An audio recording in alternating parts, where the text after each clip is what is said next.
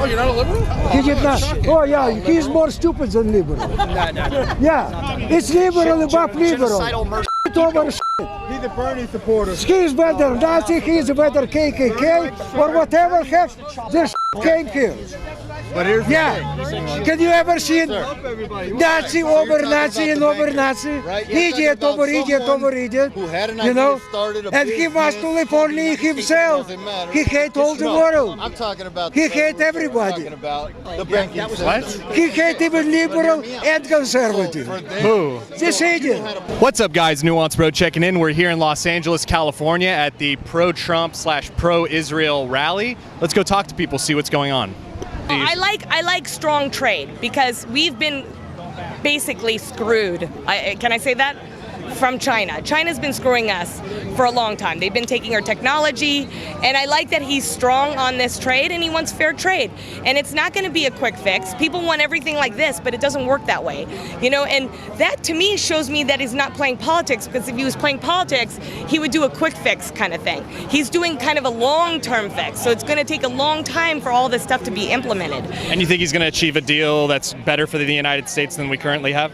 You know, I honestly think that we need to be more interdependent. You know what I mean? I think we're so codependent with a lot of people, and it's not healthy, just like a relationship. Is it healthy to have a codependent relationship? No. So I would rather be interdependent and get a lot of stuff back here, like our steel. We need our steel back here. We need the coal mines opened up again. We need our own energy. You know what I mean? We don't need to go to all these different countries to get all their energy, because a lot of times I don't even support the kind of way they're running their government. So I don't support the way China is. I don't support communism. What about Saudi Arabia? Saudi Arabia too, and I know that Trump is very friendly with that. He's selling them lots of weapons and things like that, carrying out a genocide in Yemen. Do you support that? That's where I'm a little I don't know about that, you know. But Saudi Arabia also is allies with Israel right now, and I'm in line with Israel because. Does that really support our interests? Just because they're, I mean, if they're spreading Wahhabism around the world, and that's the primary ideology that terrorists like ISIS and Al Qaeda are, they use that to justify, they use that as their ideology to commit terrorism around the world, and that affects us. But I think Saudi went through a big change. I think it was 2015. The younger prince became in power. Was it Mohammed bin Salman? Yeah. But they still spread Wahhabism around the world, billions of dollars worth every year. Yeah. Do we know that for sure though? Absolutely. Yeah. Okay. I think I see the point that you're getting at. I guess my question would be what practical solution do you see to these things? What can we do in terms of, I guess, separating ourselves from them? Not giving them billions of dollars worth of weapons so they can carry out genocide. And Yes. Oh, sorry. And getting more energy independence so we don't fund them through their oil and things like that. I definitely agree on that. There are things about, at least in terms of that aspect of Trump's foreign policy, that I don't necessarily agree with. But when it comes to ourselves, me as a conservative leaning person, the topics of abortion, gun control, immigration, those are the big issues for me. And I know that, at least in terms of the Democratic, candidates that are going right now, a lot of them have leaned very left when it comes to those things, and in ways that I think are really irrational and not productive for the country at all.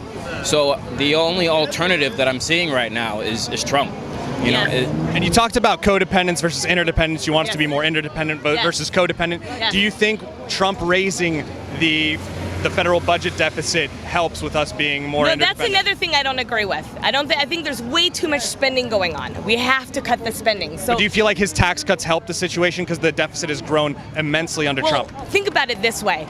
California is one of the highest tax states. What are they doing with all this money?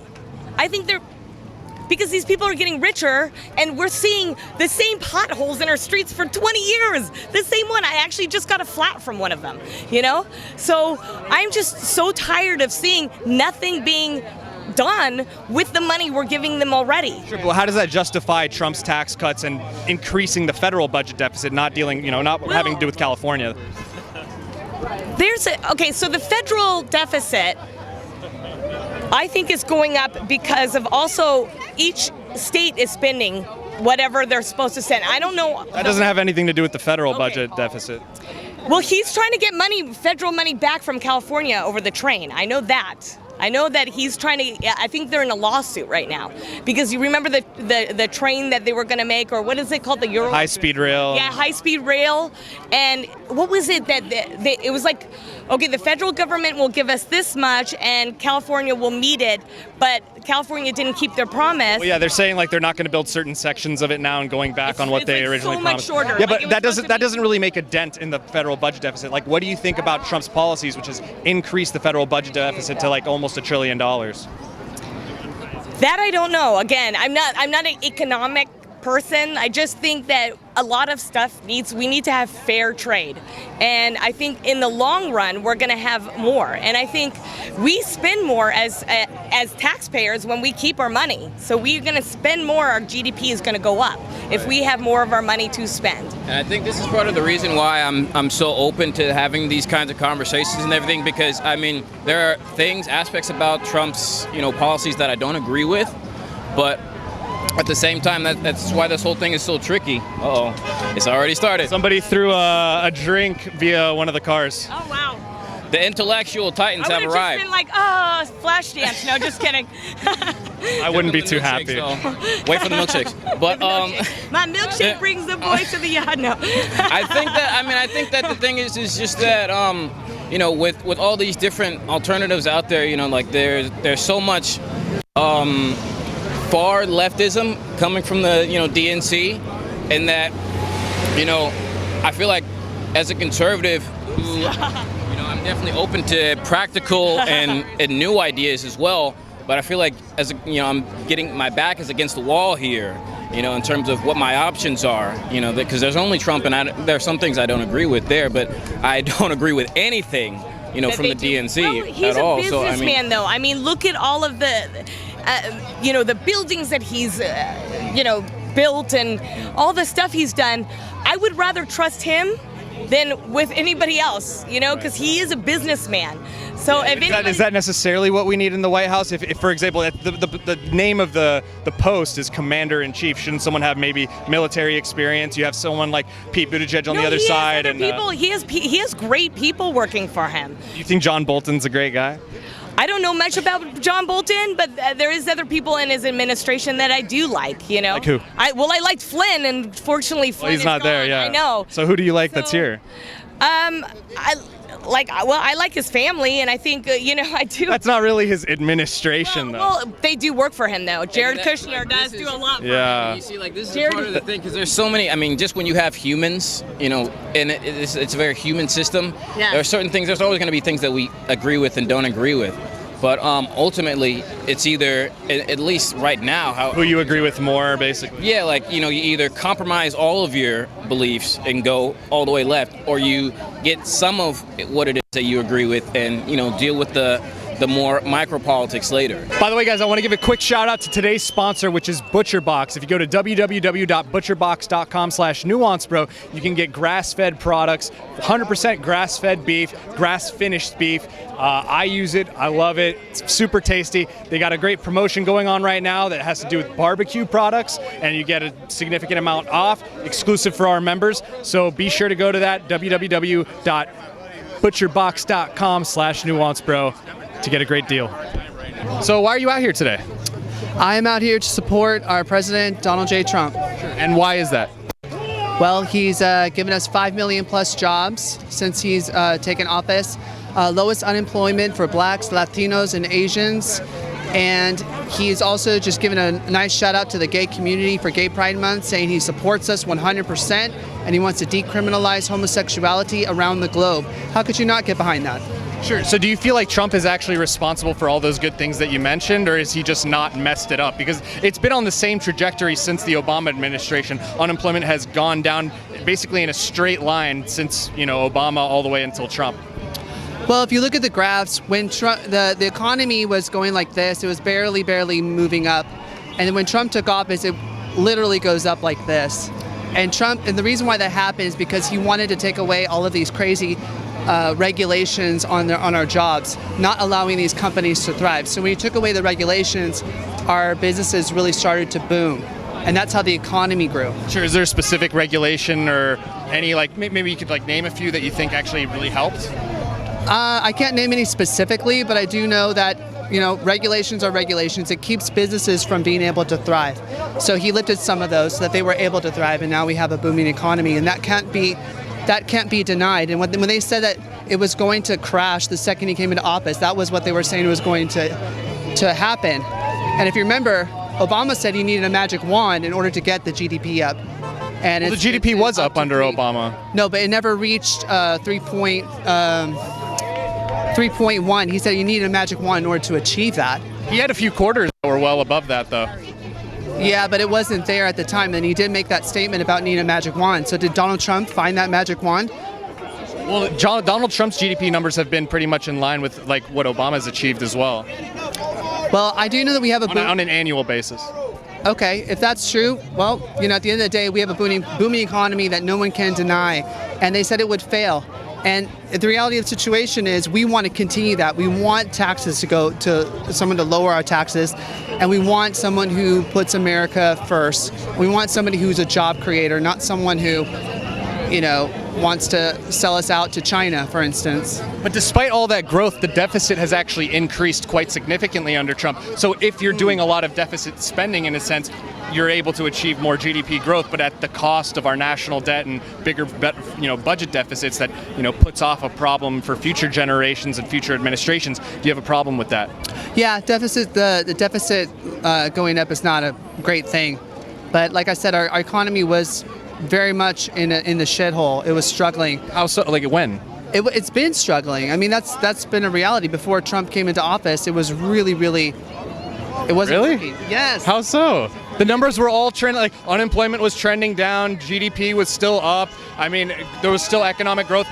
Lots of jobs being created, even right before Trump. I disagree with that. But I mean, that's what the data show.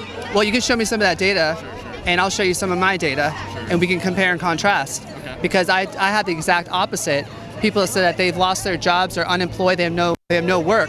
And here he comes in, and now we have 5 million plus jobs, and the lowest unemployment for African Americans, Latinos, and Asians. Sure, you can always find anecdotal evidence even now of people being unemployed under Trump and suffering and things like that. So that's not really, I mean, you can't really blame Trump for anecdotal evidence. You can't really blame Obama for anecdotal evidence. We have to look at the data, and the data doesn't really, I mean, it shows basically straight line Obama to Trump, and it doesn't seem like Trump has affected it that much. It wasn't like that. His economy was struggling to get to come up. The graphs show that it was like this, and then when Trump comes up, it totally booms. We have a booming economy. That is the reality. CBS talks about it, NBC talks about it. So whatever you want to talk about right now, do you want someone who can continue that, or do you want someone who could potentially crash that? Well, I don't know, at the expense of the federal budget deficit and increased national debt. I mean, he increased it quite significantly. Now they care about the national debt, but when Obama raised it, 17 times more than any other. I mean, the number is astronomical. He also reduced it quite significantly. It by 8 times. Well, wasn't that mostly because of the recession, though? He didn't really cause the recession, did he? You know what? It's a family affair. I mean, a lot of people have to take blame for that, not just. It happened before he came into office, and that's, I mean, the budget deficit went from Bush, it was like 70 billion, and then towards the end of his time in office, it went up to like over 400 billion. And then when Obama came to office, obviously that trend continues because he just got into office, and it went up to like 1 point something trillion, and then he brought it down quite significantly, and then Trump has raised it since then. Well, he had the weakest recovery more than any other president. Like that's even during a recession, his recovery was so weak. But it was for something that preceded his administration. Like, it wasn't his fault that it happened. And if like the foundation crumbles beneath you and it takes you longer to build up the building, is that necessarily your fault?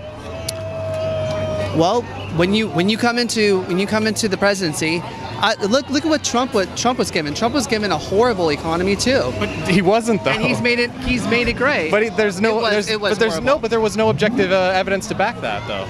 Okay, if you say horrible so. In what sense? Like, what's like a stat you have that indicates that it was horrible?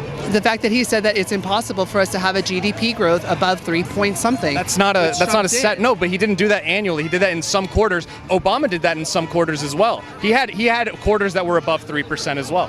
No, but it continues to grow with Donald J. Trump. It continues to grow. With him, his economy was weak.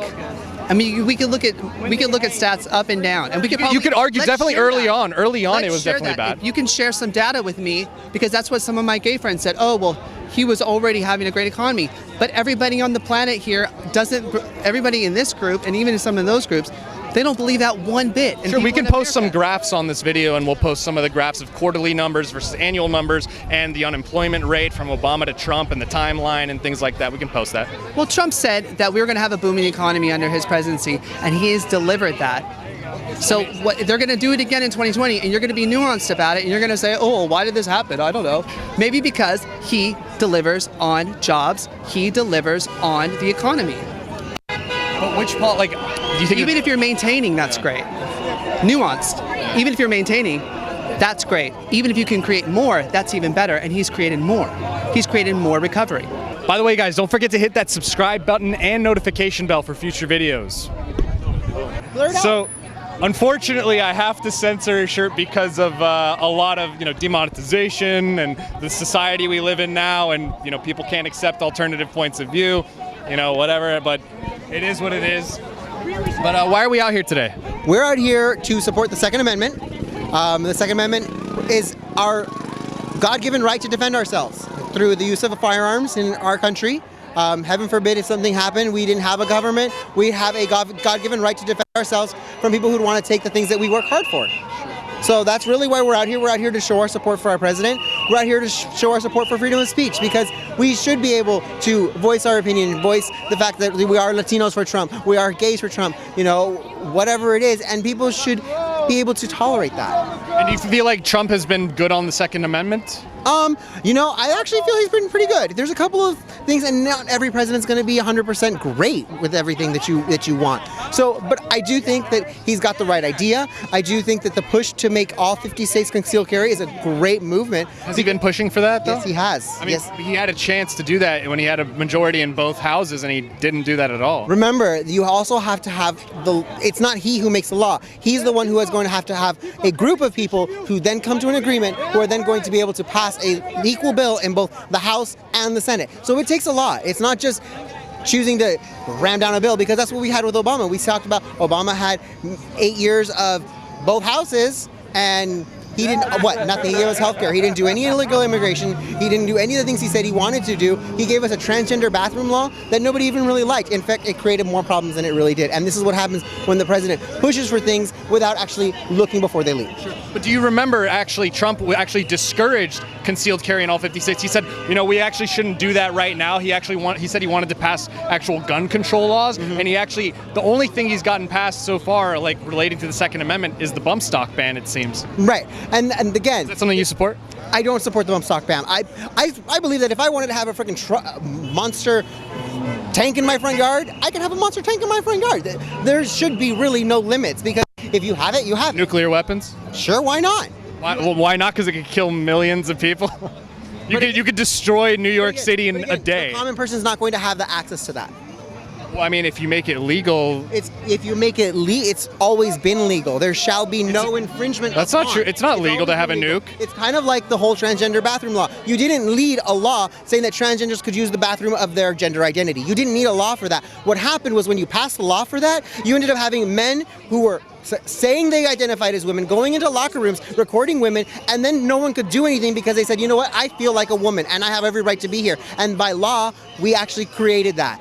They had the support of the legal system because we changed the law. You didn't need the law to begin with. Yeah, but we have a law currently that doesn't allow people to purchase nuclear weapons. It's not legal to possess a nuclear weapon as a prize. I don't care. Really? Because you could kill millions of people. You could destroy the country. Do you know how much? One psychopath. Do you know how much work it would take to actually explode a nuclear weapon? How to create that? What kind of engineering is required for that? I mean, you could be a billionaire who just one day decides to build one and buy one, and then say, it. Like, what if the companies that currently are involved in what do you think Iran is doing? What do you think Saudi Arabia is doing? Those are nation states, though. You know what? And they don't have nukes. There's families in charge of that nation. So what do you think they are? Rich billionaires. Exactly your point. Rich billionaires already legally have nuclear weapons. Sure, but it's better to restrict that power rather than to give it to everybody. What's the law going to do for Iran? Iran's not going to listen to no law. They don't listen to anything. But now you're switching the conversation to nation states from individuals. But nation states are owned by individuals. At least those nation states are. It's way less individuals than if you expanded it to all individuals. It's still that same argument. It's an individual who owns a nuclear weapon. But they don't own nuclear weapons. They do own the nuclear weapon. No, they don't. The family's in charge. Saudi Arabia has nuclear weapons? The royal family has. No, they don't.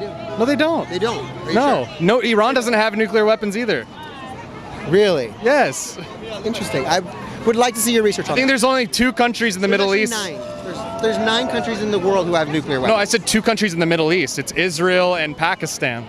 And why? What? I don't believe that. That's true. What are the other 7? The other 7: U.S., China. It's not just in the Middle East. There's only really 7. in the world, There's you U.S., can China, France, Russia, obviously Iran. No, not Iran. Israel and Pakistan, India. Afghanistan. No, Afghanistan doesn't have nuclear weapons. No, they don't. India. India has nuclear weapons. Who else does? Isn't that? I think that's about was 7. almost 9, right? Yeah. Yeah. So the other ones don't have it. I believe. I'm telling you, there's no reason why we shouldn't have. Everyone, if I wanted to own a tank, I could own a tank. If I wanted to own a rocket launcher, I should own a rocket launcher. My uncle actually did own a rocket launcher when he passed away and they cleaned out his house. He found a couple of rocket launchers in his house. Yeah, It's you kind can. of cool. I mean, there are ways to own rocket launchers and tanks and, Again, fighter there jets, should but be nukes. there should be no limits because a politely armed society is a safe society.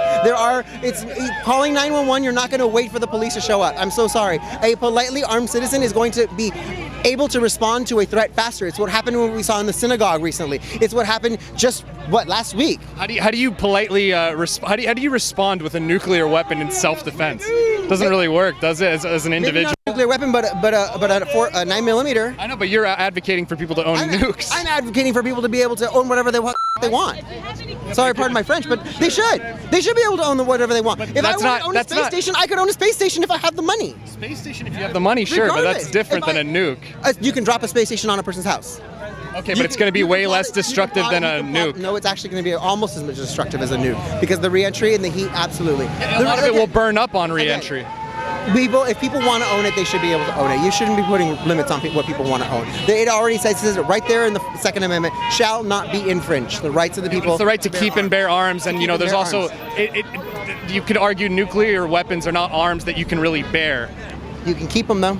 If you can keep them. Keep and bear, not keep or bear, but yeah, I don't very much. for Have a sure good day. appreciate it. Thank you. So why are we out here today? To support Trump. And why do you support Trump? I like what he stands for. I like what he's doing for America. And what's that?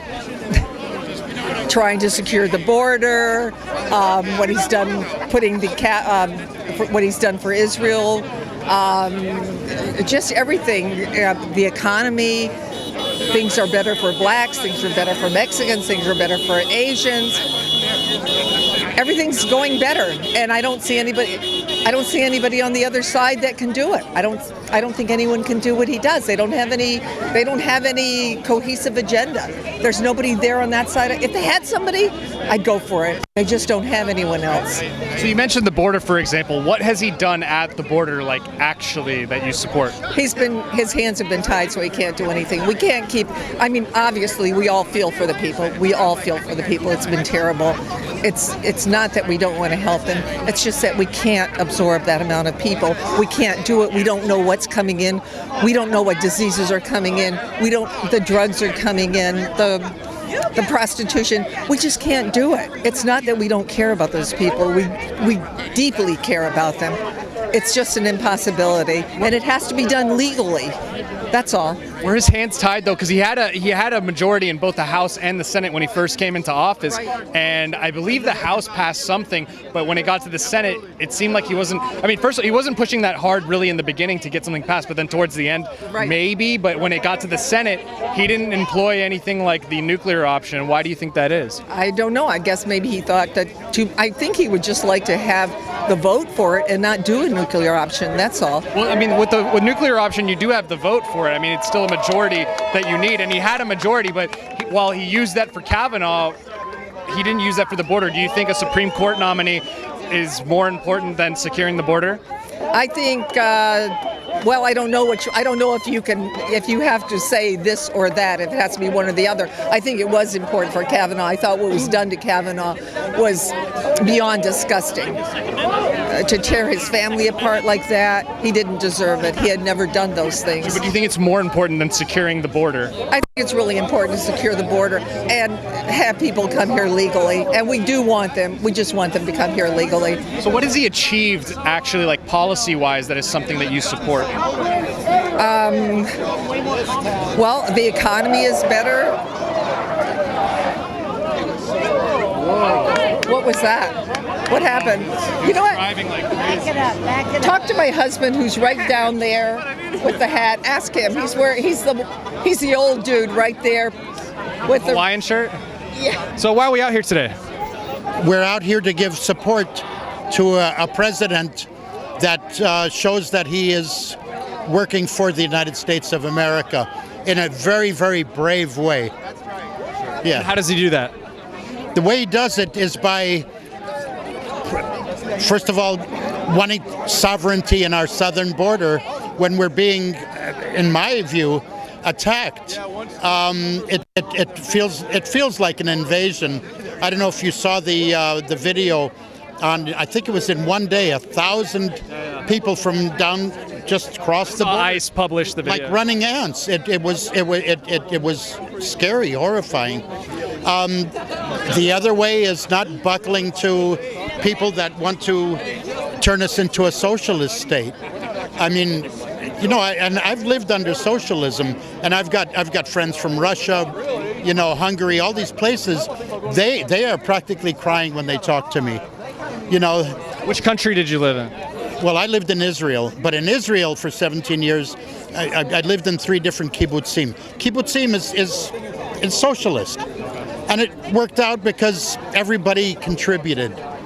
It can't work out for our country here because there are so many people that want the free stuff without working for it. And our last president said you don't have to work. So a lot of people heard that and went, wow. And it was a setup for things like Bernie Sanders, AOC, and that's scary because they're also talking about giving the vote to younger people, and younger people don't know the bad parts of what we're talking about. They only know free education, free food, free housing, and above all, which makes me just cringe, free money, guaranteed income. Guaranteed income? How long is that going to last? It only lasts till the money runs out.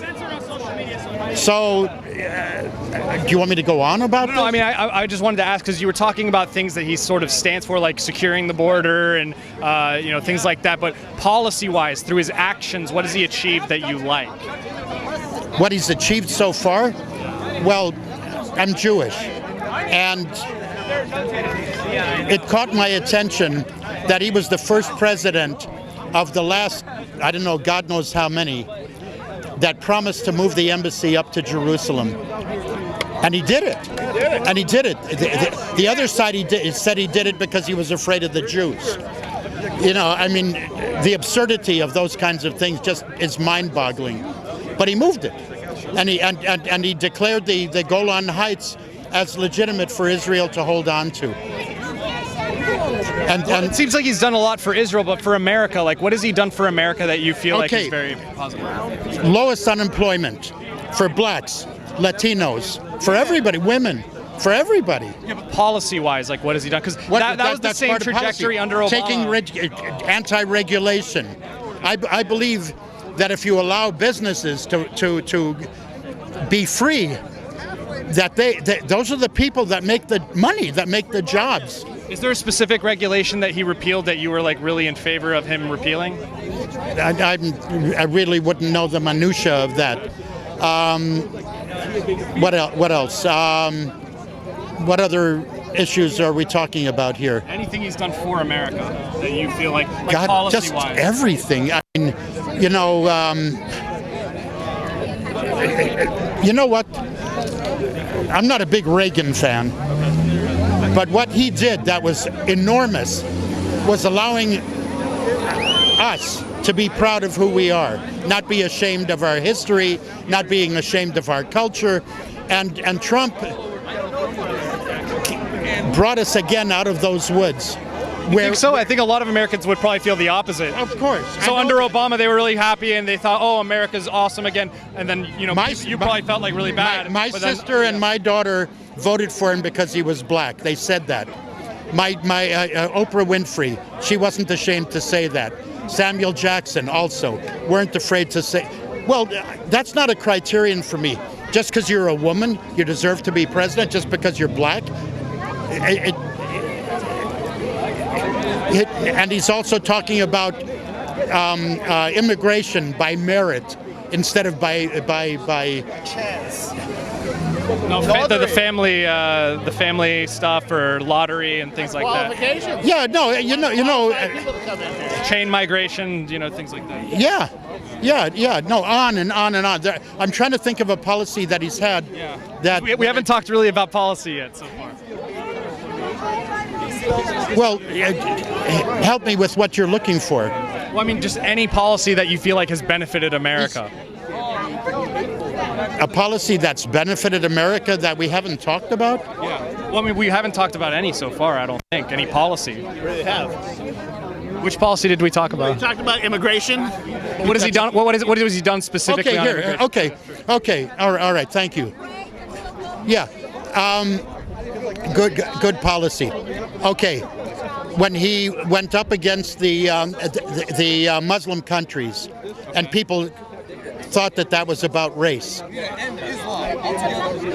Well,